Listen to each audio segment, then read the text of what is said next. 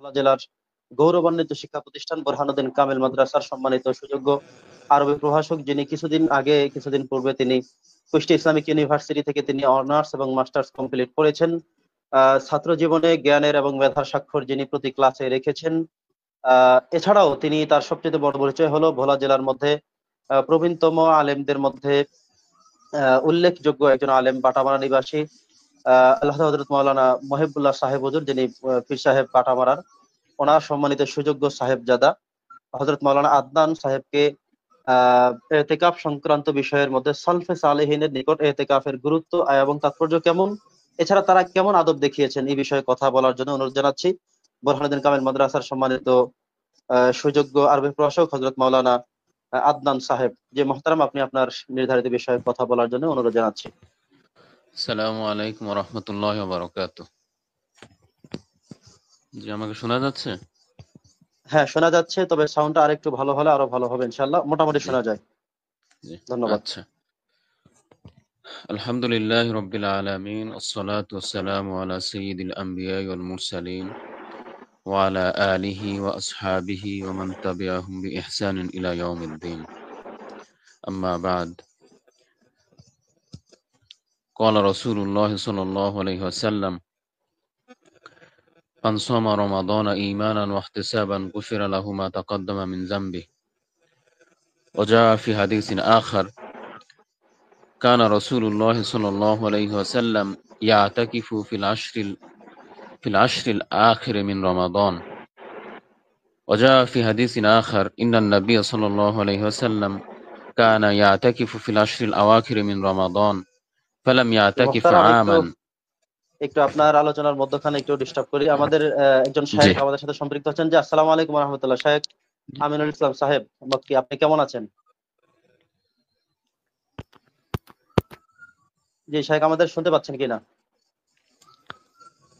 خير. السلام عليكم ورحمة الله وبركاته.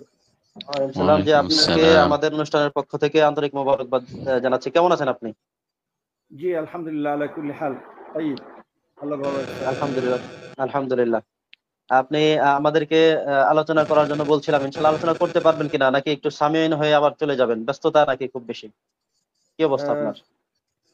আলোচনা করার খেয়াল আছে, নেট যথেষ্ট প্রবলেম হচ্ছে। আরেকটা অনুষ্ঠানেও আমি অলরেডি সম্পৃক্ত আছি, আমি চেষ্টা করছি একবার জন্য। জি মহতারাম, আজকে আমরা ইতিকাফ সংক্রান্ত বিষয়ে আমরা কথা বলছি। তো আপনি কি আসলে 2-1 মিনিট আমাদেরকে বলে যাবেন কিছু আপনার, নাকি পরে আবার আসবেন? আমি একটু পরে আসলে ভালো হয় আমার জন্য, প্লিজ। আচ্ছা ঠিক আছে, তো আপাতত যতক্ষণ থাকেন আমিও মহতারাম আলোচনা শেষ করলে ইনশাআল্লাহ আপনাকে যদি শেষে পাই, আপনাকে ইনশাআল্লাহ কিছু আপনার নসিহত থেকে আমরা শুনবো ইনশাআল্লাহ। জি ধন্যবাদ আপনাকে। মহতারাম, আপনি আলোচনা চালিয়ে যান। আচ্ছা, আমরা তাহলে শুরু করি। عن ابن عمر رضي الله تعالى عنه قال كان رسول الله صلى الله عليه وسلم يعتكف في العشر الأواخر من رمضان. رواه البخاري. وجاء في حديث آخر إن النبي صلى الله عليه وسلم كان يعتكف العشر الأواخر من رمضان فلم يعتكف عاما فلما كان في العام المقبل اعتكف 20 ليلة. رواه أبو داود. মহান আল্লাহ তাআলার দরবারে অসীম অনন্ত শুকরিয়া, যিনি আমাদেরকে পবিত্র রমজানুল মুবারকে এই দুপুর বেলা অত্যন্ত বরকতময় সময়ে পবিত্র কোরআন এবং হাদিসের কিছু আলোচনার সুযোগ করে দিয়েছেন। এজন্য আমরা আল্লাহর দরবারে শুকরিয়া প্রকাশ করছি, আলহামদুলিল্লাহ। আজকে অত্যন্ত গুরুত্বপূর্ণ একটি বিষয়ে অনলাইন সেমিনারের আয়োজন করা হয়েছে। বিষয়টি হলো এতেকাফ।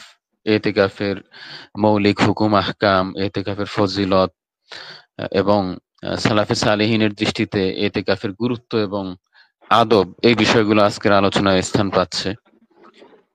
তো আমি যে বিষয়টি নিয়ে কথা বলতে চাচ্ছি সেটি হচ্ছে সালাফে সালেহিনের দৃষ্টিতে এতেকাফের গুরুত্ব এবং আদব।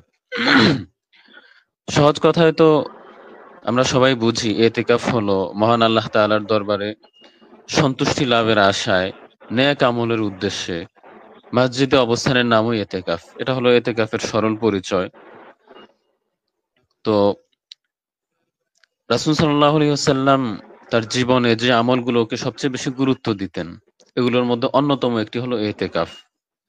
এজন্য আমরা দেখি রোজা ফরজ হওয়ার পর থেকে, মদিনায় যাওয়ার পরে রোজা ফরজ হওয়ার পর থেকে আল্লাহর নবী তার ইন্তেকালের আগ পর্যন্ত কখনোই এতেকাফ কোনো ওজর ছাড়া বাদ দেন নাই, সব সময় করেছেন।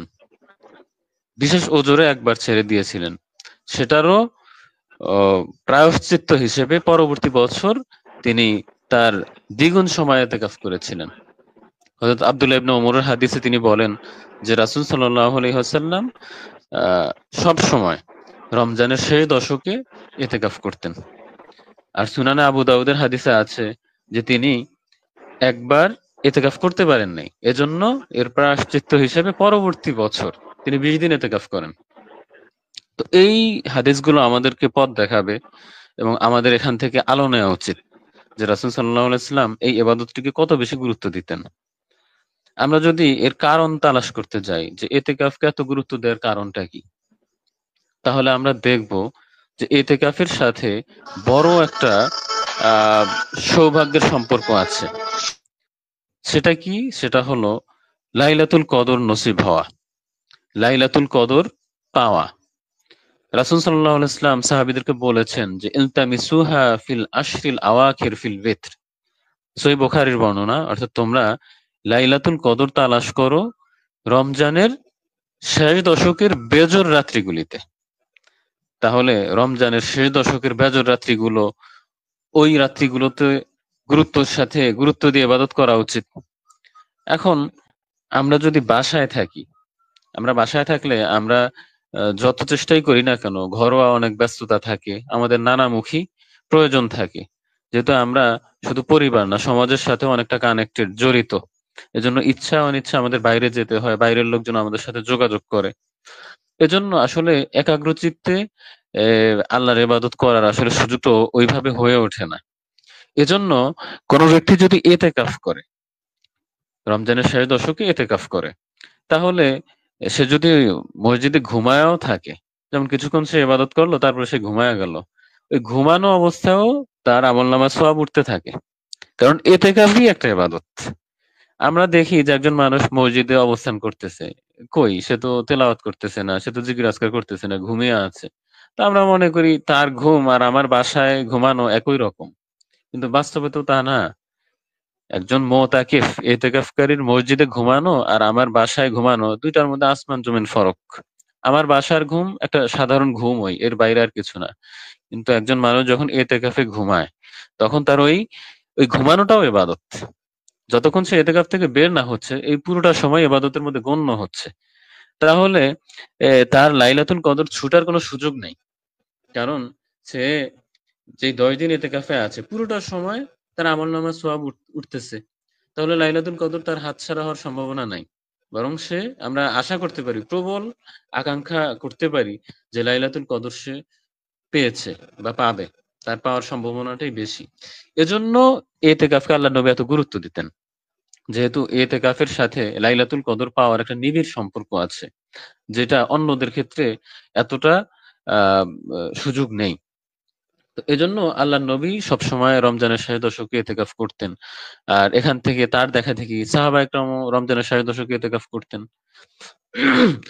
এজন্য যুগে যুগে আমরা যত বড় বড় আবেদ এবং আল্লাহর রব্বানি বান্দা যাদেরকে দেখি, হ্যাঁ, যাদেরকে আমরা আমাদের সালাফ এবং আকাবির মনে করি, তাদেরকেও দেখি যে তারা রমজান মাসে শেষ দশকের ইতিকাফটা কখনো ছাড়তেন না।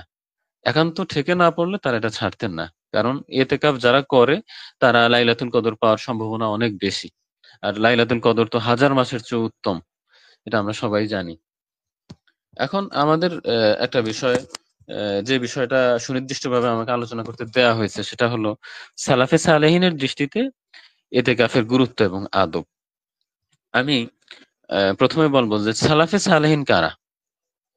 এটা আমরা অনেকেই বেশিরভাগই জানি যে সালাফে সালেহিন বলতে আসলে বোঝায় যে ইসলামে যারা আমাদের পূর্বসূরি, যারা ইসলামকে অবিকৃতভাবে হুবহু চেহারায়, যেভাবে আল্লাহর নবী ইসলামকে প্রচার করেছিলেন সেই চেহারায় ইসলামকে আমাদের কাছে পৌঁছে দিয়েছেন যুগে যুগে, তারাই আমাদের সালাফে সালেহিন। তো সালাফে সালেহিনের আহ মধ্যে সবার আগে সাহাবা একরাম গণ্য হন, তারপরে তাবেঈরা, তারপরে তাবে তাবেঈরা, এরপরে যুগে যুগে আইমা মুজতাহিদিন, ফোকাহা, মুহাদ্দিসিন, মুফাসসিরিন যারা ছিলেন তারা সালাফি সালেহিনের মধ্যে গণ্য। যে তো মোহতারাম, আমরা মনে হয় মোটামুটি 4টায় শেষ করার কথা রয়েছে। ইনশাল্লাহ আমরা জি জি চেষ্টা করব জি নির্ধারিত সময় জি শেষ করতে। ইনশাআল্লাহ। আপনার সময় এখনো 5-7 মিনিটের মধ্যে ইনশাল্লাহ শেষ করার জি জি চেষ্টা। ইনশাআল্লাহ আমরা আলোচনা গোছায় ফেলবো এর মধ্যেই। তো সালাফে সালেহিনের মধ্যে সবার কথা না গিয়ে আমি ইবনুল কাইয়িম জাওজি রাহিমাহুল্লাহর কথা দিয়ে শেষ করে দিব। তিনি সব মাযহাবের কাছে গ্রহণযোগ্য একজন ব্যক্তি এবং সকল শাস্ত্রে তার এক প্রকার সমান দখল ছিল। ইবনুল কাইয়িম জাওজি রাহিমাহুল্লাহ তিনি বলেন যে ইতিকাফের মূল উদ্দেশ্য হলো যে উকুফুল কলবে আলাল্লাহ ও জামাইয়াতুহু আলাইহি। যে ইতিকাফের মূল উদ্দেশ্য হলো ব্যক্তি তার কলবকে, ব্যক্তি তার অন্তরকে আল্লাহ তাআলার বরাবর করে রাখা। অর্থাৎ এক মুহূর্তের জন্য সে তার মনকে আল্লাহর থেকে অন্যদিকে সরাবে না। এটার মধ্যে কিন্তু ইতিকাফের মূল উদ্দেশ্য নিহিত। তাহলে ইবনুল কাইয়িম জাওজি রাহিমাহুল্লাহর মতে ইতিকাফের মূল উদ্দেশ্য হলো উকুফুল কলবে আলাল্লাহ, ব্যক্তি তার মনকে সবসময় আল্লাহর বরাবর করে রাখা, আল্লাহ অভিমুখী করে রাখা। দ্বিতীয়ত জামাইয়াতুহু আলাইহি, ব্যক্তি তার মনের সকল আকর্ষণকে আল্লাহ তাআলার দিকে ফিরায় রাখা, অন্য কোনো কিছুর দিকে না। হ্যাঁ, আপনি অনেক ব্যস্ত মানুষ, আপনি অনেক বড় চাকরি করেন, হ্যাঁ, কিন্তু আপনি যখন ইতিকাফে চলে আসছেন, আপনি এখন অন্য কোনো কিছু ওইভাবে ভাবার দরকার নাই। এটাই ইতিকাফের আদব। হ্যাঁ, আপনি অনেক বড় নেতা হইতে পারেন, অনেক বড় আল্লাহওয়ালা হইতে পারেন, অনেক প্রভাবশালী মানুষ হইতে পারেন, কিন্তু আপনি যখন ইতিকাফে চলে আসছেন সমস্ত ব্যস্ততাকে ছুটি দিয়ে, তখন ইতিকাফের মধ্যে শুধুমাত্র আল্লাহর দিকেই মনকে ঝুঁকায় রাখবেন, এটাই আপনার দায়িত্ব। তৃতীয়ত তিনি বলেন যে ইতিকাফের উদ্দেশ্য হলো আল খালওয়াতু বিল্লাহি তাআলা, আল্লাহ তাআলার সাথে একান্তে সময় কাটানো। এখন বলা হতে পারে যে সবসময় তো আল্লাহ তাআলা আমাদের সাথে আছে, আমরা আল্লাহ তাআলার সাথেই তো আছি। না, একজন সাধারণ মানুষের আল্লাহ তাআলার সাথে থাকা আর একজন মুতাকিফ বা ইতিকাফকারীর আল্লাহ তাআলার সাহচর্য থাকা দুইটা কোনোদিনও এক না। আপনি যখন ইতিকাফে থাকবেন তখন আপনি দুনিয়ার যাবতীয় কোলাহল এবং ব্যস্ততা থেকে আপনি কিন্তু মুক্ত। তখন আপনি আল্লাহ তাআলার সাথে একান্তে সময় কাটাইতে পারেন। তৃতীয়ত তিনি বলেন, চতুর্থত ইতিকাফের অন্যতম উদ্দেশ্য হলো আল ইনকিতাউ আনিল ইশতিগালি বিল খালক, দুনিয়ার যাবতীয় ব্যস্ততা থেকে নিজেকে মুক্ত করে একমাত্র আল্লাহর ইবাদতে লিপ্ত রাখা, দুনিয়ার যাবতীয় ব্যস্ততা থেকে নিজেকে মুক্ত রাখা। আমরা অনেক সময় দেখি যে একজন মানুষ ইতিকাফে আছে, অথচ ইতিকাফে থেকে সে তার সব কাজ করতেছে। কি কাজ করতেছে? সে তার বন্ধু বান্ধবরা তার কাছে আসতেছে, সে তাদেরকে নিয়ে লম্বা সময় কথাবার্তা বলতেছে, বাচ্চা কাচ্চারা তার কাছে আসতেছে, তাদেরকে লম্বা সময় দিচ্ছে এবং বাসায় এসে ঘন্টার পর ঘন্টা ফোনে কথা বলতেছে। এগুলো ইতিকাফের আদব পরিপন্থী। ইবনুল কাইয়িম জাওজি রাহিমাহুল্লাহর কথা থেকে এটাই বোঝা যায় যে ইতিকাফের অন্যতম উদ্দেশ্য হলো আল ইশতিগালু আল ইনকিতাউ আনিল ইশতিগালি বিল খালক, অর্থাৎ দুনিয়ার সাথে, অর্থাৎ দুনিয়ার ব্যস্ততা এবং কর্মকোলাহলের সাথে যেই তার সম্পর্ক, এই সম্পর্ক থেকে কিছু সময়ের জন্য বিচ্ছিন্ন থাকা। যেহেতু ইতিকাফটা একটা ট্রেনিং, একটা ইমানি ট্রেনিং, এজন্য সে এই কিছু সময়ের জন্য দুনিয়ার ব্যস্ততাকে ছুটি দিতে হবে, তাহলে গিয়ে তার ইতিকাফ অর্থবহ হবে। এখন কথা হলো, ইবনুল কাইয়িম জাওজি রাহিমাহুল্লাহ যে এতগুলো পরামর্শ দিলেন, এগুলোর বাস্তবায়ন কিভাবে হবে? যে মনকে সবসময় আল্লাহর বরাবর করে রাখা এবং আল্লাহর সাথে একান্ত সময় কাটানো এবং দুনিয়ার যাবতীয় কর্মকোলাহল এবং ব্যস্ততা থেকে নিজেকে মুক্ত রাখা, এগুলোর উপায়টা কি? এগুলোর উপায় সম্পর্কে উলামায়ে কেরাম বলেন, আমাদের সালাফে সালেহিন যে পরামর্শ আমাদেরকে দেন সেটা হলো ১ নম্বরে আল মুহাফাজাতু আলা যিকরিল্লাহ, অর্থাৎ সর্বদা আল্লাহর জিকিরে মশগুল থাকা। যেহেতু জিকির এমন একটা ইবাদত যে ইবাদত করতে অজুও লাগে না, এটা অজু ছাড়াও করা যায়। আর অজু থাকলে তো ভালোই, পবিত্র থাকলে তো ভালোই। তাহলে ইতিকাফে নিজের মনকে আল্লাহমুখী করার একটা বড় উপায় হলো সর্বদা আল্লাহর জিকিরে লিপ্ত থাকা। বিশেষ করে ৫ ওয়াক্ত নামাজের পরে যে জিকির আজকার গুলো আছে সেগুলো করা, যে দোয়াগুলো আছে সেই দোয়াগুলো পড়া এবং ফজরের পরে এবং মাগরিবের বাদে যে দোয়াগুলো আছে সেগুলো পড়া। পাশাপাশি সবচেয়ে বড় জিকির তো হলো আল্লাহর কালামের তেলাওয়াত, কোরআনে কারিমের সহি শুদ্ধ তেলাওয়াত করা, অর্থ সহ কোরআন বুঝা। এগুলোর মাধ্যমে একজন মুতাকিফ, একজন ইতিকাফকারী নিজের গোটা সময়কে আল্লাহমুখী করে রাখতে পারে। দ্বিতীয়ত তার আরেকটা করণীয় হলো ইজতিনাবু ফুদুলিল আকল, অতিরিক্ত খাওয়া দাওয়া থেকে নিজেকে মুক্ত রাখা। হ্যাঁ, আপনি বাসায় অনেক খান, খাওয়া দাওয়ার মধ্যে অনেক বিলাসিতা করেন, কিন্তু ইতিকাফে যাওয়ার পরে এটা কমায় আনেন। শুধু প্রয়োজনের মধ্যে সীমাবদ্ধ রাখেন। এতেকাফে আমরা আজকাল দেখি একজন মানুষ এতেকাফে গেলে বাসা থেকে এই পরিমাণ খাওয়া দাওয়া পাঠায়, আশপাশের বিভিন্ন বাড়ি থেকে এই পরিমাণ মেহমানদারি তাকে করানো হয়, যে আসলে এগুলো তার ইবাদতে বিঘ্ন ঘটায়। হ্যাঁ, অন্যদিকে হযরত ওমর বিন খাত্তাব রাদিয়াল্লাহু তাআলা আনহু বলেন যে মান কাসুরা আকলুহু লাম ইয়াজিদ লি যিকরিল্লাহি লাযযাতান, যে ব্যক্তি খাওয়া দাওয়ার মধ্যে অনেক বেশি সময় দিয়ে ফেলে, যে অধিক পরিমাণে পানাহার করে, সে আল্লাহর জিকিরের স্বাদ থেকে বঞ্চিত হয়। তো উনি তো একজন সাহাবী, একেবারে খোলাফায়ে রাশিদিনের একজন, আশারে মুবাশশারার একজন। কাজে উনার এই পরামর্শটা আমাদের মাথায় রাখা উচিত। আমরা যখন ইতিকাফে থাকবো, আমাদের খাওয়া দাওয়াকে পরিমিত করা উচিত। তৃতীয়ত, সালাফে সালেহিনের পরামর্শ হলো ইজতিনাবু ফুযুলিল মুখালাতা। বন্ধু বান্ধব এবং আত্মীয় স্বজনের সাথে অপ্রয়োজনীয় মেলামেশা, অপ্রয়োজনীয় উঠা বসা, কথাবার্তা, এগুলো থেকে নিজেকে মুক্ত রাখা। তো এই পরামর্শগুলো যদি আমরা মেনে চলতে পারি, তাহলে আমাদের ইতিকাফ অর্থবহ হবে। আমি আবারও রিপিট করছি যে ১ নম্বরে হলো আল মুহাফাজাতু আলা যিকরিল্লাহ, যথাসাধ্য আল্লাহর জিকিরে নিজেকে মশগুল রাখা। দ্বিতীয়ত, ইজতিনাবু ফুদুলিল আকল, অতিমাত্রায় পানাহার থেকে নিজেকে হেফাজত করা। খাওয়া দাওয়া, ইতিকাফ অবস্থায় নিজের খাওয়া দাওয়া এবং আহারকে পরিমিত করা। তৃতীয়ত, ইজতিনাবু ফুজুলিল মুখালাতা, অপ্রয়োজনীয় উঠা বসা, গল্প গুজব, এগুলো থেকে নিজেকে হেফাজত করা। এই ৩টা কাজ যদি একজন মানুষ করতে পারে, আমরা আশা করি যে সে আসলেই ইতিকাফের ফজিলত পাবে, লাইলাতুল কদর তো অবশ্যই পাবে, এবং ইতিকাফের যেই সৌন্দর্য এবং বরকত, এটা তার গোটা জীবনে ছেয়ে যাবে। আর ইতিকাফের অন্যতম যে ফায়দা, সেটা হলো যে জিয়াদাতুস সিলাতিল ঈমানিয়া বিল্লাহ, আল্লাহ তাআলার সাথে তার ঈমানি সম্পর্ক বৃদ্ধি করা। কাজেই আমি যদি মসজিদে ইতিকাফ করি, ১০ দিন ইতিকাফ করে বের হয়ে আসলাম, অথচ আমার আমলের মধ্যে কোনো পরিবর্তন আসলো না এবং আমার ঈমানের নূর বাড়লো না। ঈমানের নূর বাড়লে ব্যক্তি নিজে অনুভব করে। কিন্তু আমার ঈমানের নূর বাড়লো না, আমার আমলে কোনো পরিবর্তন আসলো না, তাহলে আসলে আমি ইতিকাফের বরকত পাই নাই। তো আসুন আমরা, আমার কথা আর লম্বা করছি না। আমরা আমাদের একটাই প্রত্যাশা, আমরা যারা ইতিকাফ করব, আমরা যেন ইতিকাফের এই আদব এবং আ বা আহকামগুলো রক্ষা করি। আদব এবং আহকামগুলো যদি আমরা রক্ষা করতে পারি, তাহলে আমাদের ইতিকাফ অর্থবহ হবে এবং আল্লাহর নবী যে বিশেষ উদ্দেশ্যে আমাদেরকে ইতিকাফ করতে বলেছেন, ইতিকাফের সুন্নত দেখিয়ে গিয়েছেন, আমরা সেই উদ্দেশ্য হাসিল করতে পারবো ইনশাআল্লাহ। তো আমি আমার কথা আর লম্বা করছি না। আসসালামু আলাইকুম ওয়া রাহমাতুল্লাহি ওয়া বারাকাতুহু। আলহামদুলিল্লাহ, এতক্ষণ পর্যন্ত ইতিকাফ সংক্রান্ত বিষয়টিতে সালাফে সালেহিনের নিকট থেকে ওনারা ইতিকাফ কিভাবে করতেন, কেমন গুরুত্ব দিতেন, কেমন আদব দেখাতেন, এবং ইতিকাফকারী যিনি মুতাকিফ থাকবেন তার আসলে অনেক করণীয় বিষয় নিয়েও কথা হয়েছে এখানে। আমরা আশা করব যে যারা ইতিকাফে কখনোই বসেননি, এই আলোচনাটা প্রথমত আপনাদের জন্য। দ্বিতীয়ত, যারা ইতিকাফে বসার সিদ্ধান্ত নিয়েছেন, আপনার কি কাজগুলো করণীয় এবং কোনগুলো বর্জনীয়। অনেক ক্ষেত্রে আমরা দেখি যে ইতিকাফে বসেছেন, অথচ তিনি বাহিরে গিয়ে গল্প গুজব করেন, তিনি হাঁটাচলা করেন, তিনি ফোনে বিভিন্ন ভাবে মানুষের সাথে কন্টাক্ট করে থাকেন, ঝগড়াঝাটি করে থাকেন, হইচই করে থাকেন, না এইভাবে করে ব্যক্তিগত অনেক কাজ তিনি করে থাকেন, যে কাজগুলো নফল, যে কাজগুলো এখন করার প্রয়োজনীয়তা নাই, আবশ্যক নয়, এমন কোন কোন কাজও তাদেরকে করতে দেখা যায়, যেটা অত্যন্ত দুঃখজনক। যারা মুতাকিফ হবেন, ইতিকাফে যারা বসার প্ল্যান করেছেন, সিদ্ধান্ত করেছেন, আপনাদেরকেও আলোচনা থেকে নিশ্চয় গ্রহণ করা দরকার যে আসলে কোন কোন বিষয়গুলো আমাদের জন্য বর্জনীয়, কোনগুলো আমাদের করণীয়, কিভাবে আমাদের থাকতে হবে, কিভাবে আল্লাহর নৈকট্য হাসিল করা যাবে। আপনারা ইনশাল্লাহ আলোচনাগুলো শুনলে কোরআন, সুন্নাহ এবং সালফে সালেহিনের জীবনী থেকে এই বাস্তব আলোকে এই কথাগুলো বলা হয়েছে আজকের আমাদের আলোচনায়। আজকের আমাদের আলোচনায় থেকে ছিলেন দৌলত খান মডেল মসজিদের সম্মানিত ইমাম ও খতিব হযরত মাওলানা রেজাউল করিম বোরহানী সাহেব আলোচনা করেছিলেন, মুফতি নুরুল করিম বোরহানী সাহেব আলোচনা করেছিলেন, হযরত মাওলানা আদনান সাহেব যিনি বোরহানুদ্দিন কামিল মাদ্রাসার সুযোগ্য আরবি প্রভাষক, ওনাদের থেকে আমরা পবিত্র গুরুত্বপূর্ণ কথাগুলো শুনলাম।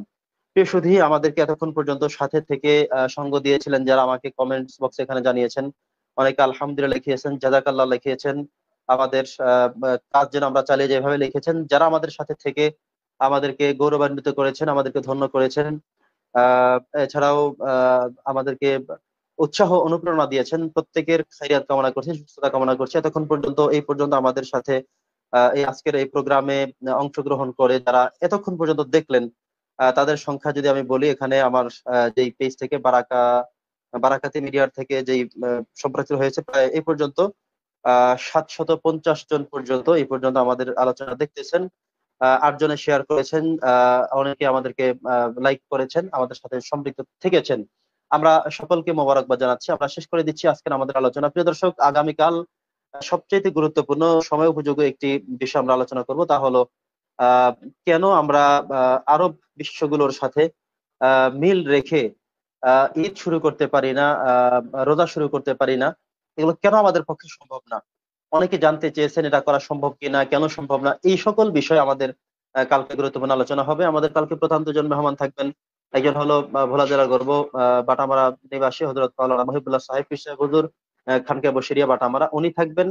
এছাড়াও থাকবেন সুদূর লক্ষ্মীপুর জেলার রায়পুর উপজেলা অন্তর্গত হায়দরগঞ্জ তাহিরিয়া কামিল মাদ্রাসার সম্মানিত অধ্যক্ষ মুফতি আব্দুল আজিজ মজুমদার হাফিজাহুল্লাহ, সহ আর অন্যান্য অনেকেই থাকবেন। আগামীকালকের এই পর্বে আপনাদেরকে উপস্থিত থাকার আহ্বান জানিয়ে আজকের মতো আমাদের আলোচনা এখানেই শেষ করছি। ওয়ামা আলাইনা ইল্লাল বালাগ। আসসালামু আলাইকুম